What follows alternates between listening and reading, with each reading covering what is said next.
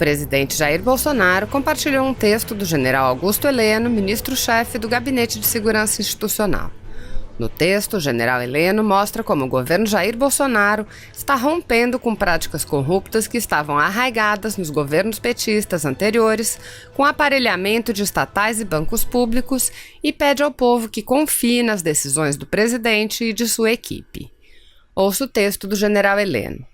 Combate à corrupção, missão difícil e corajosa, por general Augusto Heleno. Quem implementou o maior plano de combate à corrupção da história do Brasil e dessa forma também ajudou a diminuir a violência. E aí, pensou em um nome? É fácil concluir.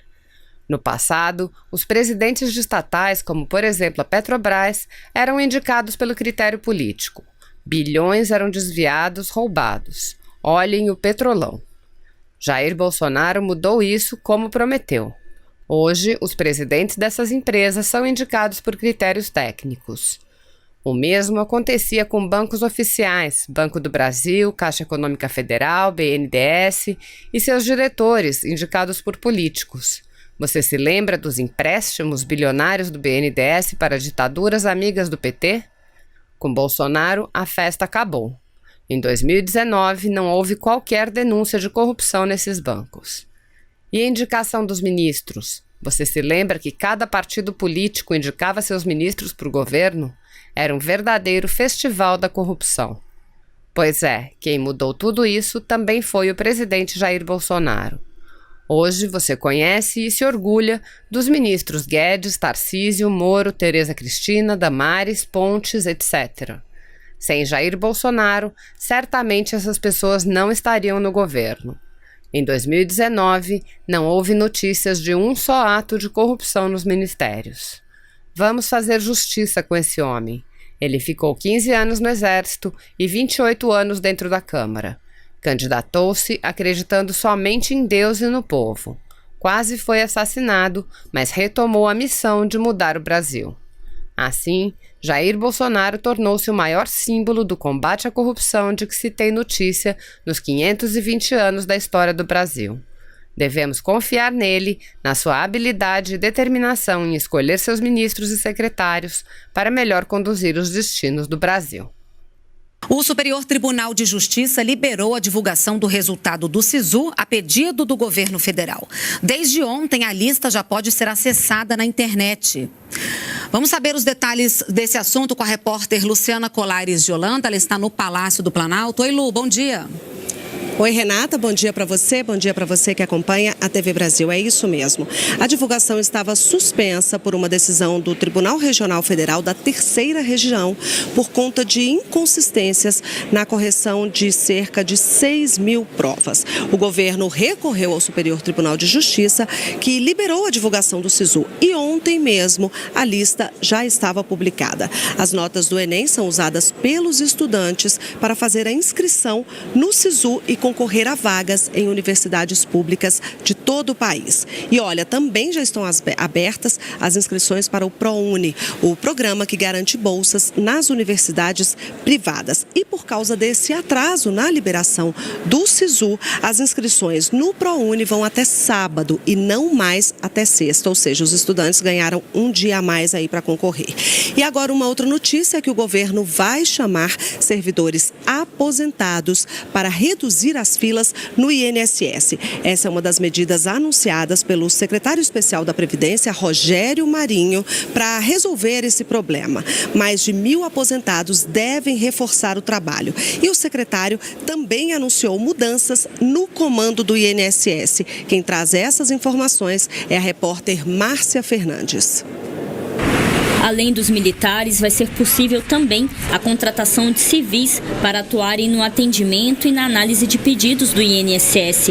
Terão prioridade os 1.500 servidores do INSS que se aposentaram recentemente. Uma medida provisória vai detalhar essa contratação. Assim como os militares, os civis devem receber um aditivo de 30% ou de cerca de R$ 2.100. O governo federal estima que essa contratação deve custar de 13 a 15 milhões de reais ao mês. O governo federal também anunciou mudanças na direção do INSS. Deixa a presidência do Instituto Renato Vieira e assume Leonardo Rolim, atual secretário de Previdência. E entendemos que estamos trazendo alguém que tem uma capacidade operacional, que tem conhecimento técnico que todos vocês conhecem em relação à Previdência, né? Tem uma relação, eu diria até estreita, com funcionário do INSS, com o corpo técnico do INSS, com todo o setor previdenciário. A Organização Mundial de Saúde recomendou a investigação de qualquer caso suspeito de coronavírus procedente da China. O Brasil não registra casos da doença. Existem 3 pacientes sendo monitorados pelas autoridades de saúde brasileiras. Além de uma jovem de Belo Horizonte, passaram a ser acompanhados mais 2 casos, um em Porto Alegre e outro em Curitiba. Os pacientes, segundo o Ministério da Saúde, se enquadram na definição de casos suspeitos da doença por apresentarem sintomas como febre, tosse, dificuldade de respirar e histórico de viagem nos últimos 14 dias para a China. A orientação é que viagens para o país asiático só sejam feitas em casos de extrema necessidade. O Brasil segue as recomendações da Organização Mundial da Saúde. E nesta terça-feira, o país entrou numa nova classificação de risco em uma escala de 3 níveis, perigo eminente. Segundo o ministro da Saúde, o foco principal hoje é a vigilância. E o monitoramento que já vem sendo feito vai ser ampliado. O nosso foco principal nessa fase de perigo é a vigilância. A principal mudança é todo e qualquer paciente oriundo da China. E se nesses países onde você começa a ter casos, como você começou a notificar casos na Alemanha, caso na Singapura, Japão, enfim, ali na Península, na França, se eles começarem a ter transmissão sustentada, a gente aumenta na vigilância para esses países também. O Brasil já tem capacidade de identificar o vírus geneticamente. O laboratório referência para a detecção do coronavírus é o da Fundação Oswaldo Cruz. Em todo o país, portos e aeroportos têm recebido atenção especial e passageiros de voos e navios internacionais são informados sobre os cuidados que devem ter ao entrar no Brasil. O momento é um momento de tranquilizar a população brasileira. Nós não temos hoje nenhum caso sustentado, circulação dentro do Brasil. Ainda sobre o coronavírus, a Anvisa, a Agência Nacional de Vigilância Sanitária, promoveu um encontro com representantes de companhias aéreas no Rio de Janeiro. Unir esforços para tentar impedir a entrada do coronavírus no país. Esse é o objetivo dos técnicos da Anvisa, a Agência Nacional de Vigilância Sanitária, que se reuniram com representantes de companhias aéreas que operam no Aeroporto Internacional do Galeão, no Rio de Janeiro. Durante o encontro, foi apresentado um levantamento sobre o avanço do coronavírus no mundo e divulgadas ações que devem ser adotadas para identificar casos de passageiros contaminados que podem entrar no país. Integrantes da Polícia Federal, da Receita Federal e das Secretarias de Saúde do Estado e do município do Rio também participaram da reunião. O aeroporto do Galeão é o segundo terminal do Brasil que mais recebe passageiros chineses, ficando atrás apenas de Guarulhos, em São Paulo. Por isso, segundo a Anvisa, é fundamental ampliar a divulgação de informações para combater o coronavírus. Está sendo reforçada as questões da higiene pessoal, como lavagem de mãos, tossir ou espirrar e cobrir o rosto, não entrar em grandes aglomerados no caso de ter alguns sintomas do coronavírus. A ideia é estar sempre sensibilizando ao viajante, que ele esteja atento à definição, se ele fez uma viagem recente ao local onde está tendo transmissão, que sintomatologia ele está tendo, e ele reportar imediatamente e procurar o serviço médico adequado, reportando a viagem recente. União de esforços também para combater o tráfico de pessoas. O Ministério da Justiça e Segurança Pública e a Polícia Federal lançam uma campanha agora de manhã em São Paulo. Vamos então até lá. Raquel Setz traz os detalhes ao vivo pra gente. Oi, Raquel, bom dia. Bom dia, Renata. Bom dia a todos. A ideia dessa campanha é conscientizar a população em geral sobre o problema do tráfico de pessoas. Bom, e como isso vai funcionar? A partir de hoje, os passaportes emitidos aqui em São Paulo, no Distrito Federal e em outros 6 estados brasileiros vão vir com um folder informativo. Esse material traz, por exemplo, orientações preventivas, como, por exemplo, sempre desconfiar daquelas ofertas de trabalho no exterior que aparecem de repente com uma remuneração muito alta.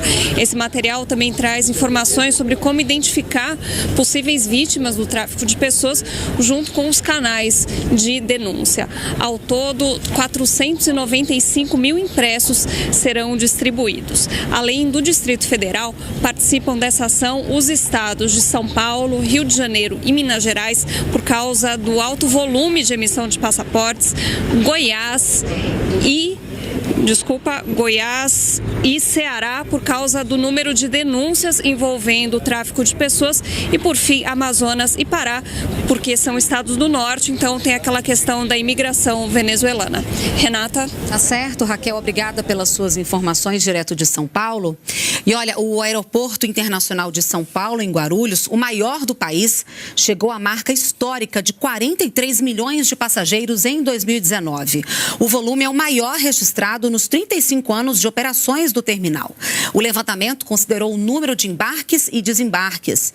Segundo a concessionária que administra o aeroporto, a meta para 2020 é continuar investindo na melhoria da infraestrutura, além de estudar a demanda para novos destinos. O vice-presidente Hamilton Mourão se prepara para o trabalho que vai desenvolver no comando do Conselho da Amazônia. Nesta terça-feira, ele deu uma olhada na tecnologia usada para monitorar a região. A visita ao Centro Gestor e Operacional do Sistema de Proteção da Amazônia, Sensipan, foi uma oportunidade para conhecer de perto a atuação do Serviço de Monitoramento Territorial e Ambiental da Amazônia. O vice-presidente Hamilton Mourão, acompanhado do ministro da Defesa, conferiu na sala de controle uma apresentação da atuação do Sensipan, que faz o monitoramento da região da Amazônia Legal e produz informações quase em tempo real. Trabalho que será aliado ao do vice-presidente, que recebeu a missão de comandar o Conselho da Amazônia. E o presidente Jair Bolsonaro se uniu ao vice-presidente e ao ministro da Defesa para tratar do Conselho da Amazônia. Um decreto será editado com a descrição das atividades desse conselho. Está sendo ultimado o decreto aí daquele Conselho da Amazônia para a gente se antecipar aos problemas que todo ano acontece. E o João Mourão que está encarregado de coordenar isso tudo. O decreto ele vai se nortear em cima daquelas 3 ações gerais: preservar, proteger e desenvolver. A Lei da Liberdade Econômica, sancionada no ano passado, criou novas categorias de negócios no Brasil. Os empreendimentos de baixo risco, por exemplo, estão dispensados de alvará para iniciarem as atividades, o que diminui a burocracia. Os detalhes na reportagem de Luana Karen. Há quase 2 anos, Robert resolveu empreender. Montou um restaurante e um buffet em Brasília, onde emprega 6 pessoas. Para ele, quanto menos burocracia, mais chances de expandir os negócios. Facilita muito em razão do tempo que você economiza, em razão do custo que você não tem aqui no Distrito Federal, e você começa a produzir com mais facilidade, né? Começa a gerar emprego com mais facilidade, num tempo recorde, né? O empreendimento do Robert está entre os 289 tipos de atividades econômicas que não precisam mais ir atrás de um alvará de funcionamento. A Lei da Liberdade Econômica, sancionada ano passado pelo presidente Jair Bolsonaro, dispensa esse documento e outras licenças para empreendimentos de baixo risco. Ele deixa de ter os penduricalhos de custo, de tempo, a desburocratização fica para trás e o aumento da confiança. Esse é um ponto alto forte no micro pequeno empresário, no empreendedor, dizendo que ele está livre para caminhar sem as peias do Estado. Há 26 anos, esta contadora auxilia quem quer empreender a montar o próprio negócio e notou um crescimento na abertura de empresas do ano passado para cá. Posso dizer que da metade do ano passado para cá, a minha carteira cresceu 70% em função da melhoria do ambiente de negócio. Por quê? Porque as pessoas viram que a coisa estava mais fluida, tá? E aumentou realmente as empresas, os MEIs virando empresas limitadas, sabe? Esse crescimento, as pessoas querem realmente crescer e empreender. Dos cerca de 17 milhões e 700 mil empresas em funcionamento hoje no Brasil, mais de 10 milhões exercem uma atividade de baixo risco, 58% do total. A classificação de risco considera aspectos como prevenção contra incêndio, segurança sanitária e ambiental. Mesmo com a dispensa de alvará para abrir as portas, os empresários continuam obrigados a seguir todas as normas de segurança previstas em lei. As regras continuam sendo valendo, todos os empreendedores continuam tendo que respeitar a lei e as normas vigentes, mas essa fiscalização ela ocorre a posterior, depois de iniciadas as atividades. Se você apoia Jair Bolsonaro, curta este vídeo, manifeste a sua opinião e compartilhe para que a vontade do povo brasileiro seja conhecida. Inscreva-se no canal para ter acesso gratuito ao nosso conteúdo. Uma produção Folha Política.